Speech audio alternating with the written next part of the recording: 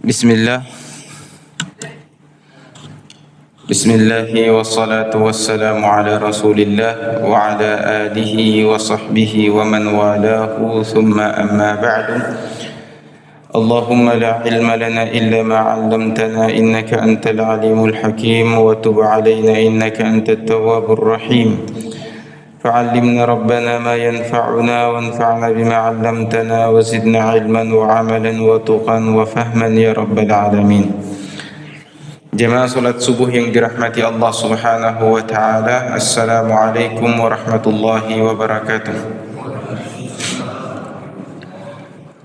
Kembali kita mengkaji kitab Sahih I'tiqad al-Imam Syafi'i rahimahullah, dan kita sampai pada bab adz-dzabhu li ghairillah, menyembelih, berkurban untuk selain Allah Subhanahu wa taala. Aqidah ini disari dari syarah Al-Imam An-Nawawi ala Muslim. Ya, beliau mensyarah kitab Sahih Muslim.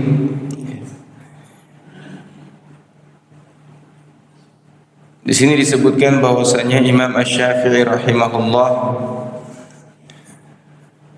berkata, wa amma adz-dzabhu li ghairillahi fal muradu bihi an yadhbaha bi ismi ghairillahi ta'ala. Adapun yang dimaksudkan dengan menyembelih atau berkurban kepada selain Allah Subhanahu wa taala, yakni menyembelih dan pada saat itu menyebutkan nama selain Allah Subhanahu wa taala, seperti ya, dia menyembelih hewannya untuk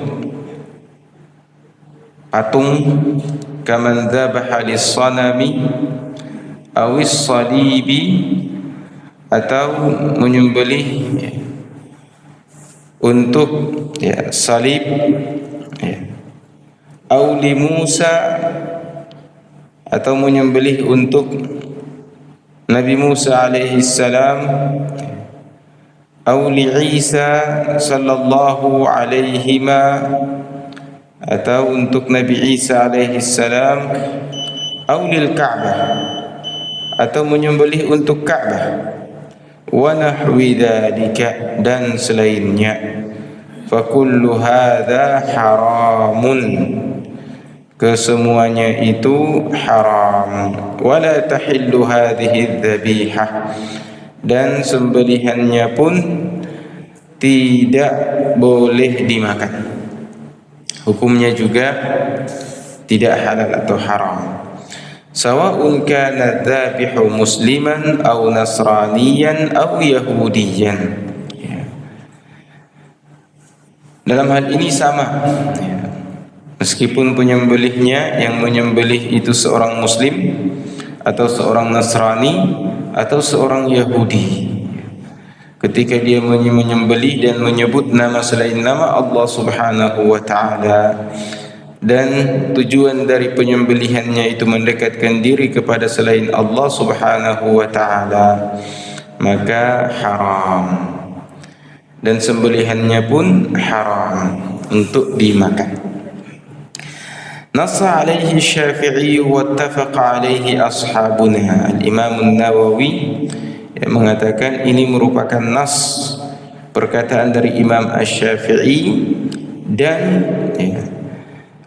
disepakati dalam madhab kita. Fa in qasada ma'a dhalika ta'zim al-madbuh lahu ghairillahi ta'ala wal ibadata lahu kana dhalika kufran. Jika dia maksudkan dari sembelihannya itu mengagungkan orang yang menjadi tujuan dia menyembelih untuknya, dan orang tersebut selain Allah Subhanahu wa taala, bahkan mendekatkan diri kepada orang tersebut dengan ibadah. Yang dimaksudkan adalah ibadah menyembelih ini, maka hal itu merupakan satu kekufuran. Fa in kana dzabihu musliman qabla dzalika sara bidzabhi murtaddan. Jika pelakunya adalah seorang muslim sebelumnya, maka dengan perbuatannya ini dia telah keluar dari Islam dan murtad. Ini hukum adzabhu li ghairillah. Kita menyembelih yang seharusnya untuk Allah Subhanahu wa taala. Inna salati wa nusuki wa mahyaya wa mamati lillahi rabbil alamin la syarika lahu wa bidzalika umirtu wa ana awwalul muslimin. Ini yang mestinya kita lakukan, bahwa semua hidup kita, semua tujuan hidup kita dan penghambaan kita kepada Allah Subhanahu wa taala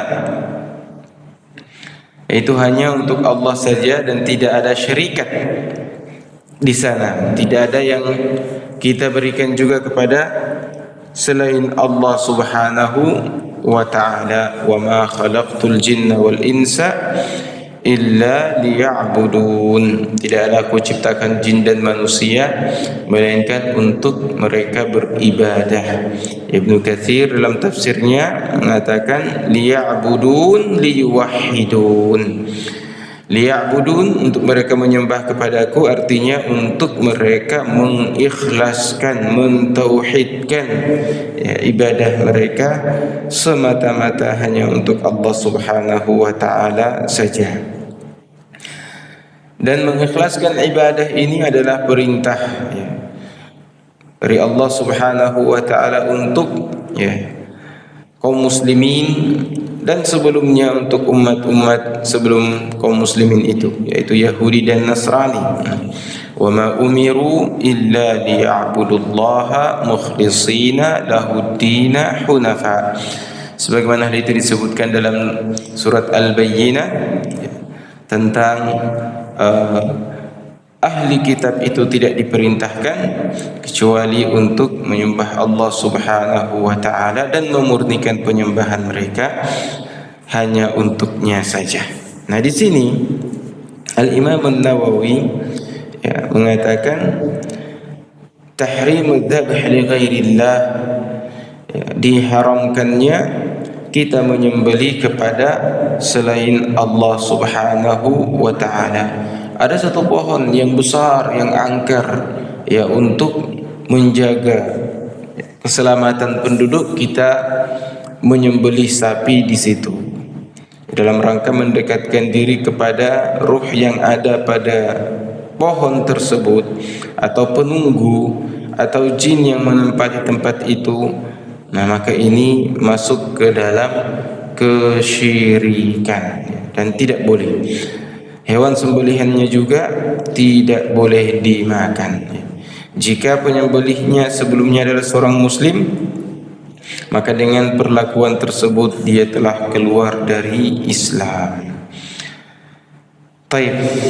Ini yang pertama. Kemudian kita berpindah kepada bab yang berikutnya, babut tabarruk, tentang tabarruk, ngalap berkah.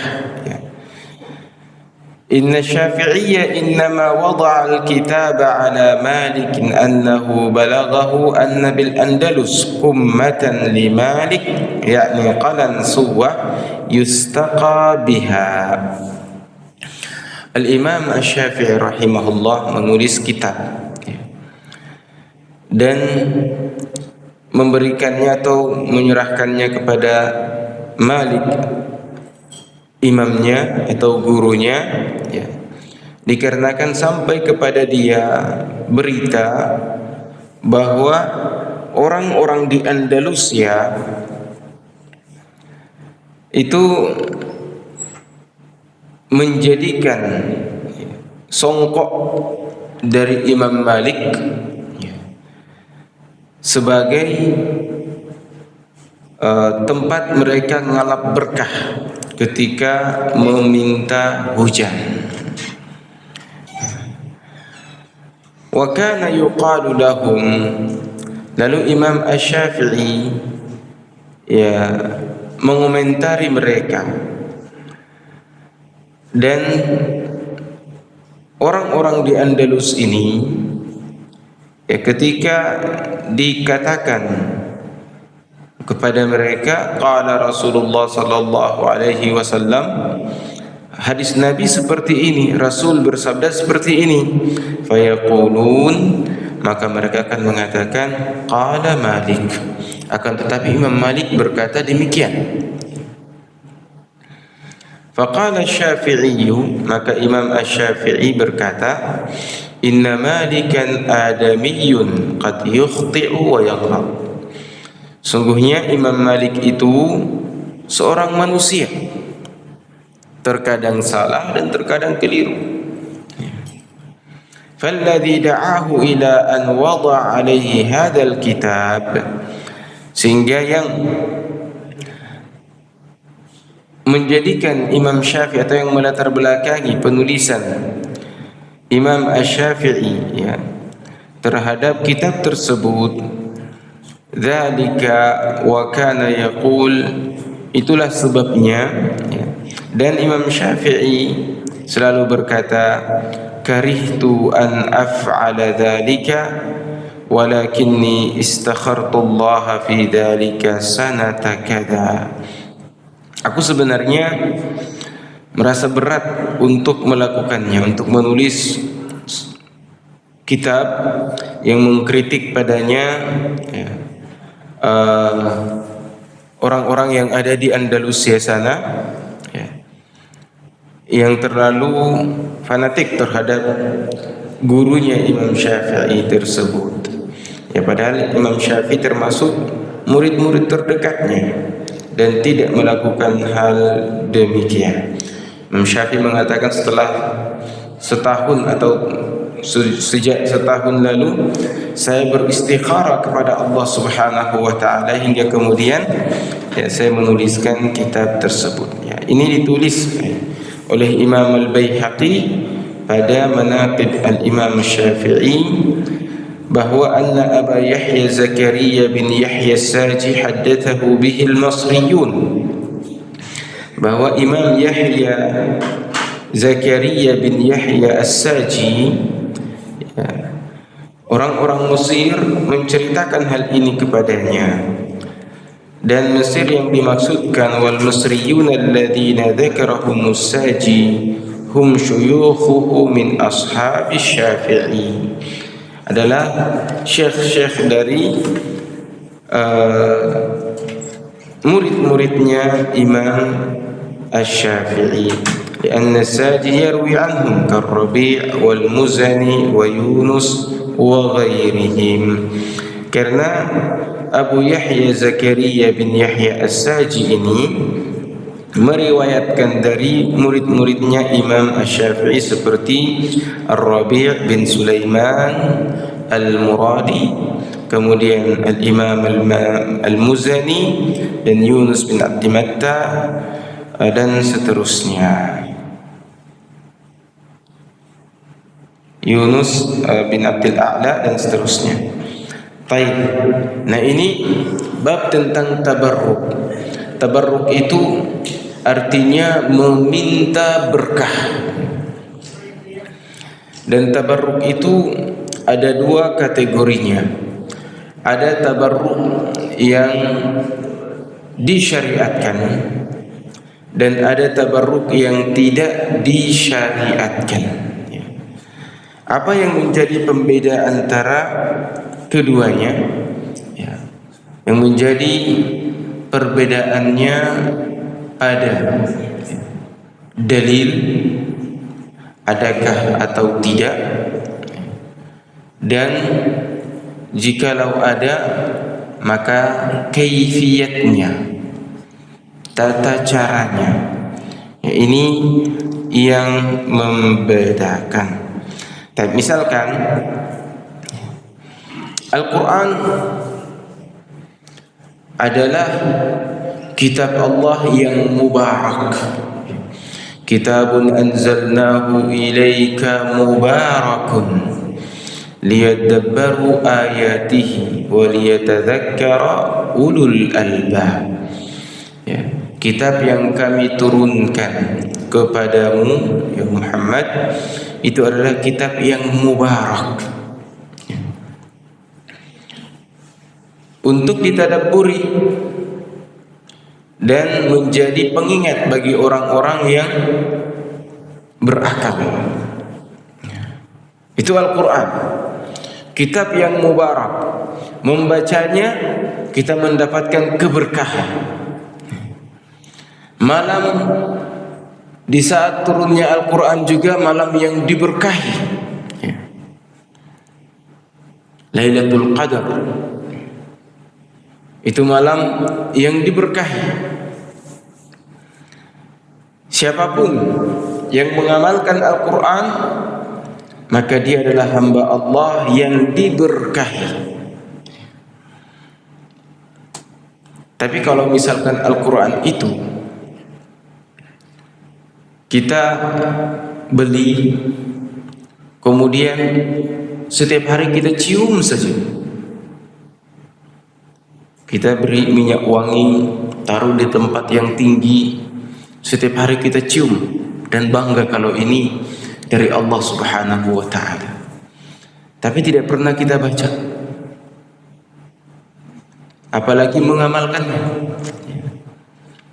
maka ini adalah bentuk tabarruk yang salah.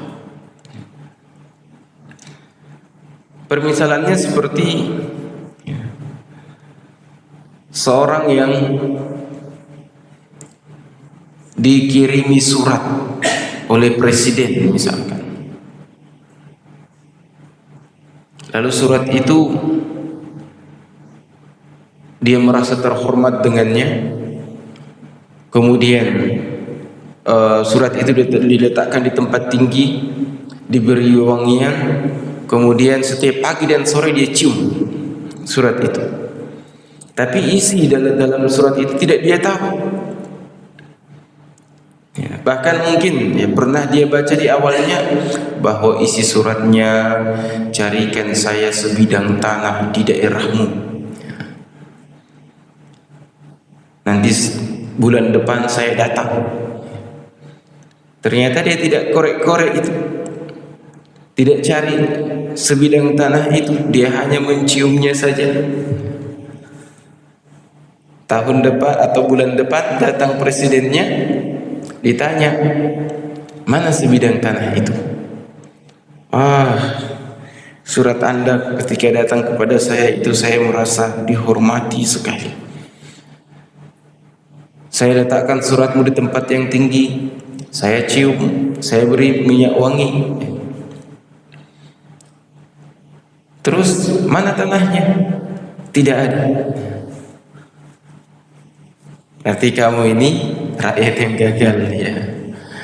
Nah, jadi seperti itu gambarannya antara tabarruk yang mamnu' dan tabarruk yang masyru', tabarruk yang dibolehkan dan tabarruk yang tidak dibolehkan ya.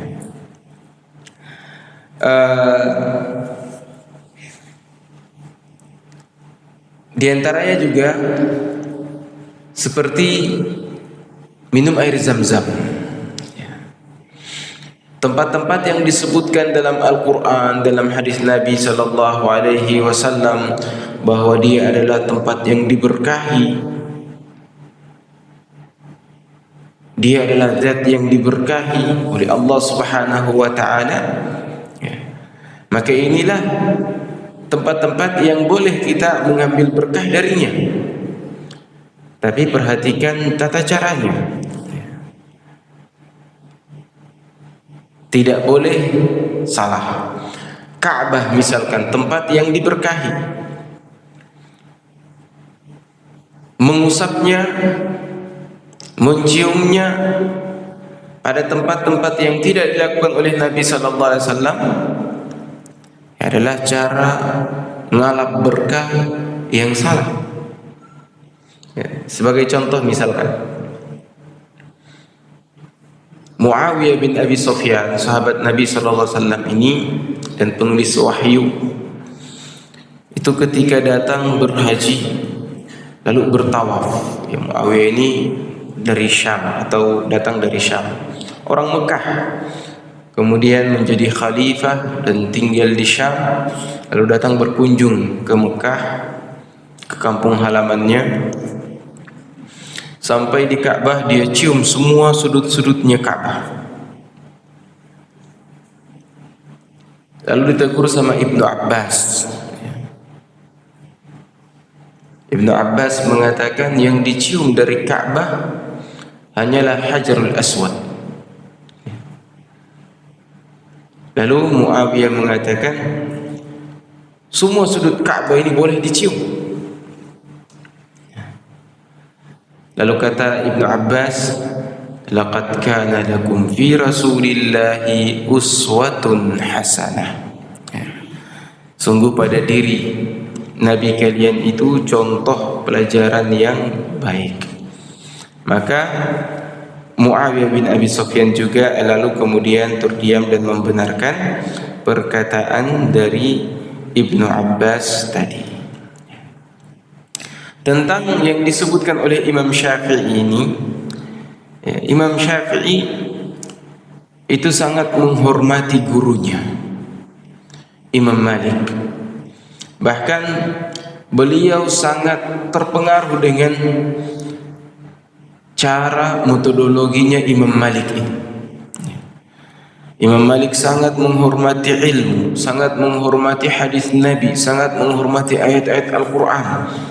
Ya, madhabnya dibangun di atas Al-Quran dan As-Sunnah serta amal ahli Madinah, dan mengakhirkan penggunaan akal. Dan Imam Syafi'i ketika duduk di hadapan gurunya ini, beliau kalau membaca Kitabul Muwatta karya Imam Malik itu tidak membalikkan kertasnya kecuali dengan cara-cara yang pelan, khawatir dan jangan sampai suara membalikkan kertas itu mengganggu gurunya. Dan Imam Syafi'i pernah berkata, ma ahad amannu alayya min Malik. Tidak ada seorang pun yang lebih besar jasanya kepadaku daripada Imam Malik. Namun penghormatan tersebut tidak sampai kepada pengkultusan, karena Imam Malik menolak taklid buta. Beliau mengatakan inna Malikan adamiyun qad yukhti wa yaghlaq. Imam Malik itu manusia, dan manusia itu tidak luput dari kesalahan, ya. Bisa salah, bisa keliru, ya. Dan ini sejalan dengan prinsip dari Imam Asy-Syafi'i rahimahullah, dan ini merupakan prinsip para imam-imam madhab. Idza sahhal haditsu fahuwa madhhabi. Jika ada hadis yang sahih, maka itulah madhabku. Bahkan mereka mengatakan, Imam Syafi'i mengatakan, jika kalian mendapati hadis sahih itu bertentangan dengan pendapatku, maka buang pendapat saya dan pakailah hadis Nabi itu, karena itulah pendapat saya.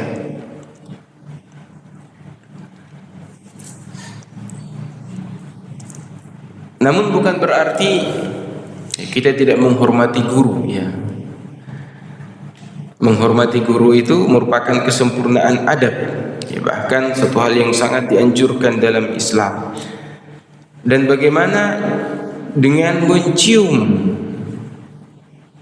tangannya guru, ustadz, kiai, ulama, bertabarruk dengan mencium tangannya. Bagaimana pandangan para ulama dalam hal ini? Ya. 4 madhab semuanya membolehkan hal tersebut. Membolehkan. Ya. Kalau dalam madhab Syafi'i sendiri, ya, mengatakan hal itu adalah satu hal yang sunnah. Ya. Tapi ada 2 kategori. Mencium tangannya para ulama karena memuliakan mereka, menghormati mereka, ini yang dimaksud sunnah. Tapi kalau dengan keyakinan sekedar mencium tangannya, maka kesolehannya berpindah kepada dia, keberkahannya berpindah kepada dia, ya, maka ini satu kekeliruan. Orang saleh ketika melihat wajahnya ada rasa tenang, kemudian teringat akhirat, karena yang diucapkan yang baik-baik saja, mengajak kita kepada yang baik-baik saja, tapi bukan berarti menciumnya atau mencium tangannya lalu kesalehannya itu berpindah ke kita,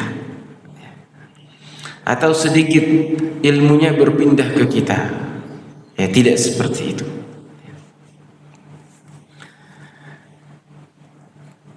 Lalu bagaimana dengan mencium tangan orang yang lebih tua dari kita, orang tua kita? Ini lebih dianjurkan lagi. Tapi kalau bagaimana orang kaya, pejabat, presiden dan seterusnya, kita cium tangannya untuk mendapatkan sedikit dari keuntungan dunia. Maka bagaimana? Hal ini dalam mazhab Syafi'i tidak boleh. Tidak boleh. Dan tabarruk itu,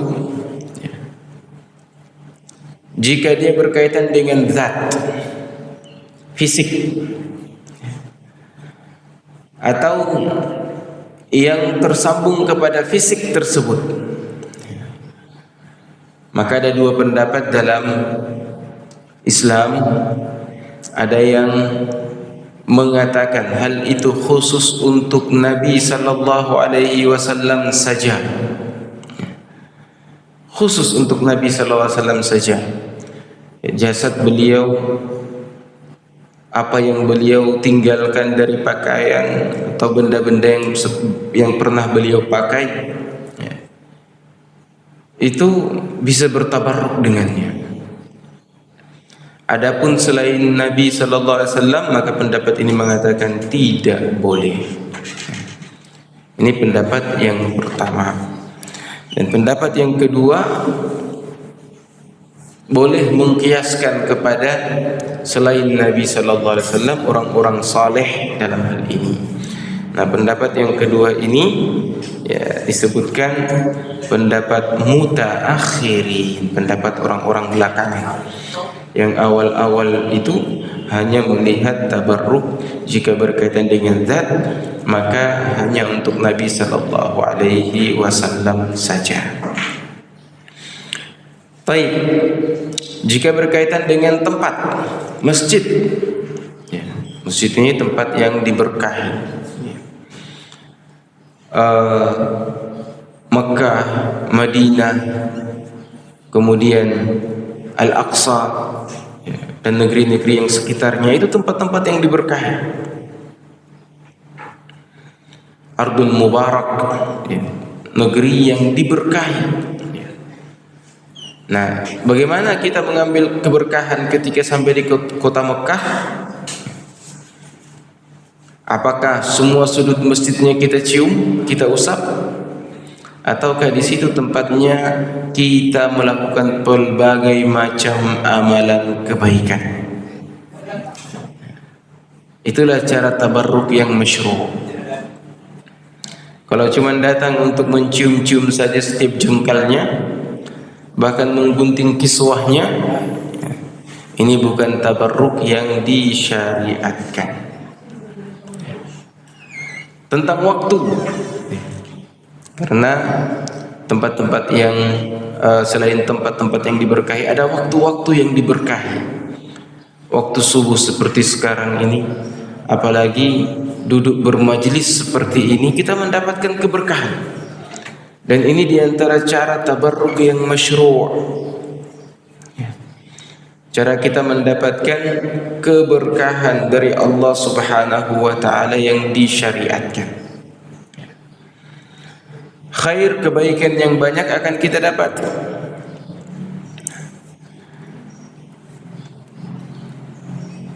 Antara azan dan iqamah, waktu yang diberkahi. Waktu sahur, sepertiga malam, waktu yang diberkahi. Nah, ini waktu-waktu yang diberkahi. Apa yang mesti kita lakukan padanya? Berdoa, beribadah. Itulah cara untuk mendapatkan keberkahan dari waktu tersebut. Lailatul Qadar misalkan, dari sejak tenggelam matahari sampai terbit fajar, semuanya diberkahi oleh Allah Subhanahu wa ta'ala. Apakah ketika hari malam itu melewati kita, kita menjadi hambanya yang diberkahi ataukah tidak? Jika kita tidak beribadah kepada Allah padanya, maka sama sekali kita tidak mendapatkan keberkahan. Baik, kita berpindah kepada bab berikutnya yang sedikit berkaitan dengan kuburan. Qala al-Imam Asy-Syafi'i rahimahullah, Imam Asy-Syafi'i rahimahullah berkata, al-iman bi'adabil qabr, beriman dengan adanya adab kubur.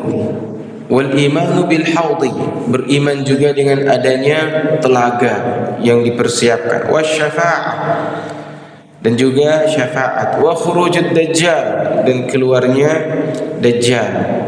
Wa munkar wa nakir, ya, dua orang malaikat yang akan bertanya kepada setiap orang yang masuk ke dalam kubur. Wal imanu bihadza kulli haqqun, beriman kepada semua ini adalah satu hal yang benar. Faman taraka min hadza syai'an fahuwa mukhalifun li kitabillah wa sunnati nabiyhi. Siapa yang meninggalkan, tidak mempercayai sebagian dari yang telah kami sebutkan itu, maka dia menyelisihi Al-Quran dan As-Sunnah. Kemudian beliau mengatakan, wa akrahu an yubna 'ala al-qabri masjidun wa an yusawwa aw yusalla 'alaihi wa huwa ghairu musawwin aw yusalli ilaihi wa in shalla ilaihi ajza'ahu. Dan aku tidak suka kuburan itu dibangun, dibina, dibeton, ya, diberikan dinding dan seterusnya, ya. Dan apalagi dibangunkan masjid adanya, ya, untuk orang yang datang berziarah, ya. Jadi kalau ketika masuk waktu sholat, ya sholat di situ. Atau datang berziarah dan melakukan sholat 2 rakaat, ya di situ. Nah, ini Imam Syafi'i mengatakan akrah, saya tidak suka. Ini makruh hukumnya, membangun, ya, kuburan dan juga membangun masjid di atas kuburan atau di tempat itu. Dan wa an yusawwa, dan kuburan itu mestinya diratakan, ya. Au yusalla alaihi, dan aku juga, kata Imam Syafi'i, melarang, ya, atau tidak suka kuburan itu orang sholat di atasnya. Wa huwa ghairu maswiyun au ghairu maswina, dan kuburan itu ditinggikan, itu beliau tidak suka. Au yusalla ilaihi, atau salat menghadapnya. Jadi ada solat di atas kuburan dan ada solat menghadap kuburan. Ini juga dalam pandangan Imam Syafi'i hukumnya sama, makruh. Wa in shalla ilaihi ajza'ahu wa qad asa'a. Nah, kalau solat di atas kuburan itu tidak boleh, tapi kalau solat menghadap kuburan, ya ini kata Imam Syafi'i solatnya sah, tapi dia telah melakukan satu pelanggaran. Waqad asa'a.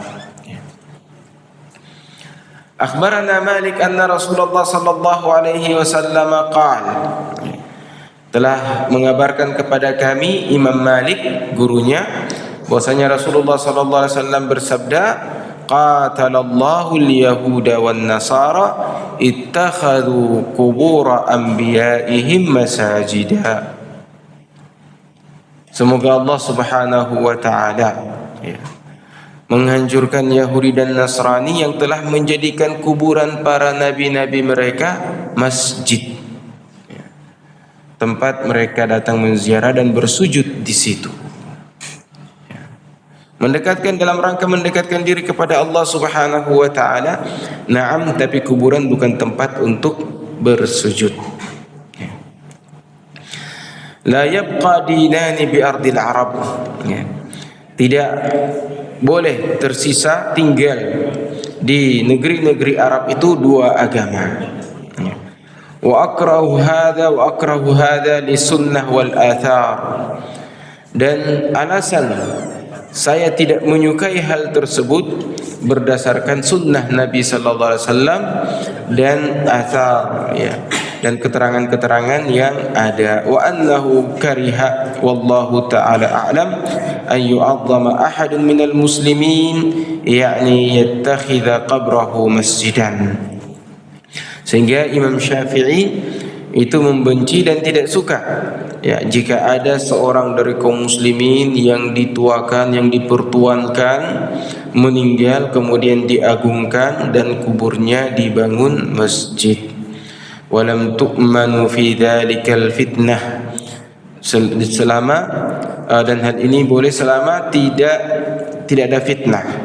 Tapi kalau ada fitnah itu artinya generasi kita mungkin baik-baik saja, tapi generasi yang datang setelah kita itu mereka akan menjadikannya sebagai tempat mendekatkan diri kepada Allah Subhanahu wa taala. Dan ini tidak boleh.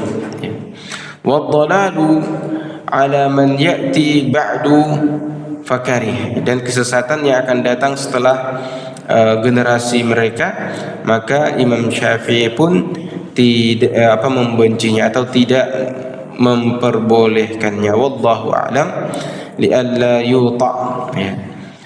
Nah, apalagi kuburan itu dibangun dengan tujuan agar orang yang hebat itu ya jangan sampai dipijak, ya. Karena kalau diratakan ya tidak dibedakan mana kuburan yang kuburan pahlawan dan tidak, ya, orang akan sembarang memijak, ya. Tapi kata Imam Syafi'i, ya, meskipun demikian tetap diratakan. Fakariha wallahu a'lam lianna mustawda'il mauta minal ardi laysa bi anzafil ard wa ghairihi minal ardi anzaf, ya.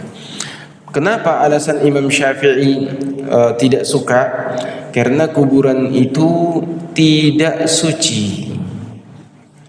Kuburan yang bersambung langsung dengan jasad-jasad yang ada di dalamnya itu tidak suci. Dan selain kuburan itu, ya, tanah-tanah yang suci yang boleh dijadikan untuk masjid dan seterusnya.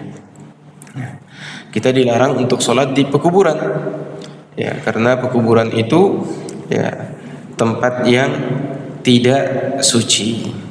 Wala ba'sa bi ziyaratil qubur, dan tidak mengapa untuk menziarahi kubur. Akhbarana Malik, Imam Malik rahimahullah mengabarkan kepada Imam Syafi'i an Rabi'ah, yakni Abi Abdurrahman Rabi'atul Ra'i, dari gurunya Rabi'ah, dari Abi Sa'id Al-Khudri, dari sahabat Nabi sallallahu alaihi wasallam Abi Sa'id Al-Khudri, anna Rasulullah sallallahu alaihi wasallam qala, bahwasanya Nabi sallallahu alaihi wasallam bersabda, kuntu nahaitukum an ziyaratil qubur ala fazuruha fa innaha tudzakirukumul maut.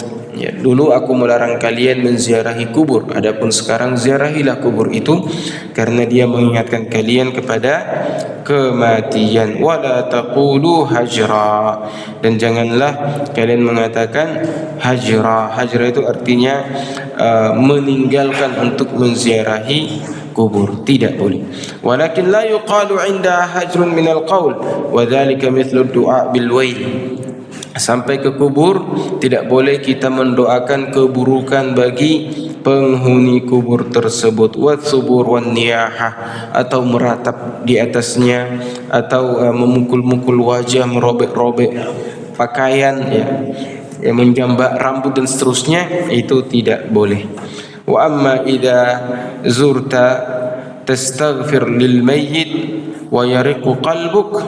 Adapun jika engkau menziarahi kubur kemudian meminta ampunan kepada si mayit dan dengannya hatimu menjadi lembut karena mengingat kematian, wa tadzakkar amral akhirah, dan perkara-perkara akhirat, fahadza mimma la akrahuhu.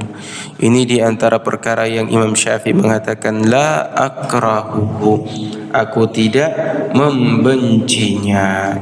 Wallahu ta'ala a'la wa a'lam. Nah, demikian yang bisa disampaikan pada pertemuan subuh hari ini. Semoga bermanfaat bagi kita semuanya. Ada 3 masalah yang kita bahas. Yang pertama, menyembelih untuk selain Allah Subhanahu wa ta'ala, dan yang kedua tabarruk, dan yang ketiga perkara yang berkaitan dengan kuburan. Wallahu ta'ala a'la wa a'lam. Sebelum saya tutup, jika ada pertanyaan silahkan. Satu saja, silakan Pak Haji. Insyaallah. 2. Waalaikumsalam.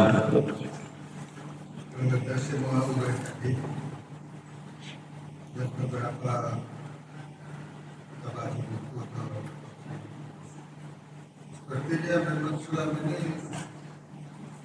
adalah untuk orang-orang yang ulul albab.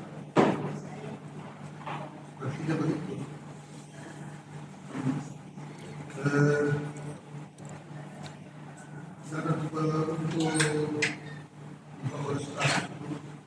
ulul albab ini sebenarnya juga sepertinya juga memang Allah sudah menetapkan maaf dan belajar juga. Itu ada juga belajarnya, tapi sepertinya tentang sehari-hari saja memang begitu. Islam ini memang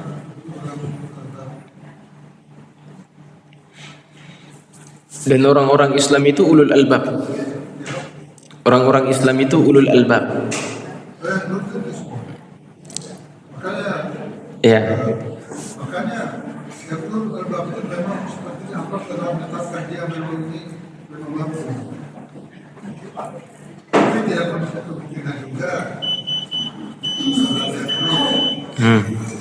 Bahkan kadang-kadang itu belajar itu akan mengarah kepada ulul albab juga. Iya, betul. Orang yang beriman itu orang-orang yang menggunakan akalnya,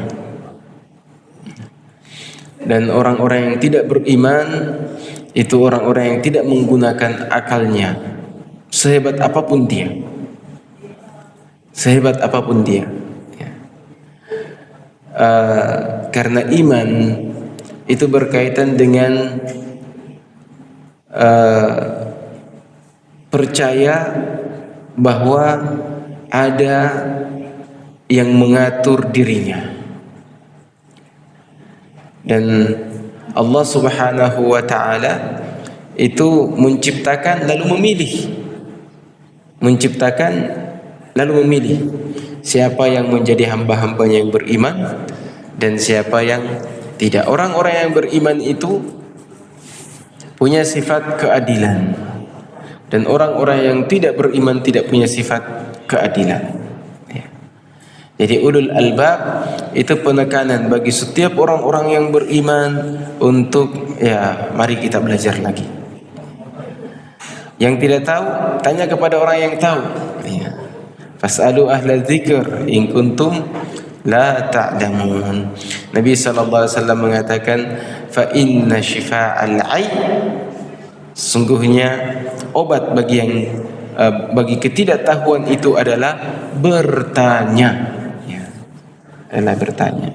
Jadi Al-Quran ini diturunkan memang untuk ulul albab, orang-orang yang mau menggunakan akalnya. Silakan Ustaz. Saya ingin menyampaikan ini, biasa kalau orang pergi ke kuburan, dia mendoakan orang mati. Ada yang menghadap ke kiblat, ada yang menghadap ke timur. Yang mana yang bagus? Ya, itu berkaitan dengan adab-adab ketika kita menziarahi saudara-saudara kita di kuburan. Pertama, ketika sampai di pintu gerbang, kita membaca doa. Assalamualaikum ya ahlat diyar minal muslimina wal muslimat wa inna insyaallah bikum lalahiqun nas'alullaha lana wa lakumul afiyah. Ini kalau di pekuburan atau gerbangnya, atau sekedar lewat. Ya, banyak kan pekuburan-pekuburan ya. Kita juga kalau bawa motor, bawa mobil, lewat-lewat pekuburan, ya jangan lupa juga untuk memberi salam kepada mereka. Itulah salamnya. Kemudian ya bentuk ketawaduannya, diantara adabnya melepas sendal. Melepas sendal. Kemudian berjalan menuju kuburan yang kita tuju. Begitu sampai di kuburan, itu wajah si mayit menghadap kemana? Ke kiblat. Ya. Kita duduk di mana? Di belakangnya menghadap kiblat atau membelakangi kiblat? Wajahnya menghadap kiblat. Misalkan kiblat ke sana nih, ya, atau kiblat ke sana ya. Wajahnya ke sini. Ya berarti saya duduknya seperti saya ini. Saya duduk menghadap wajahnya, membelakangi kiblat. Bukan duduk di sana menghadap kiblat, berarti saya duduk di belakang kepalanya. Nah, jadi sunnahnya atau adabnya itu kita membelakangi kiblat menghadap wajahnya, duduk di kepalanya. Nah, lalu berdoa untuk si mayit, bukan berdoa atau meminta kepada si mayit itu. Kita berdoa pengampunan untuk dirinya. Ya. Nah, jadi itulah yang dilakukan, bukan berbalik menghadap kiblat, ya, tapi saat menghadap wajahnya lalu kita berdoa. Ada yang berdiri, ada yang duduk, yang mana? Ya terserah kita mau berdiri atau mau duduk, terserah. Yang tidak boleh melangkahi atau duduk di atasnya. Duduk di atas kuburan tidak boleh. Melangkahi juga tidak boleh. Jadi kita perlakukan mereka sebagaimana mereka hidup. Jadi Bani Adam itu dimuliakan hidup dan matinya. Wallahu a'lam. Kayaknya cukup ya. Ya kita cukupkan. Subhanakallahumma rabbana wa bihamdika nasyhadu an la ilaha illa anta nastaghfiruka wa natubu ilaika. Wassalamu alaikum warahmatullahi wabarakatuh.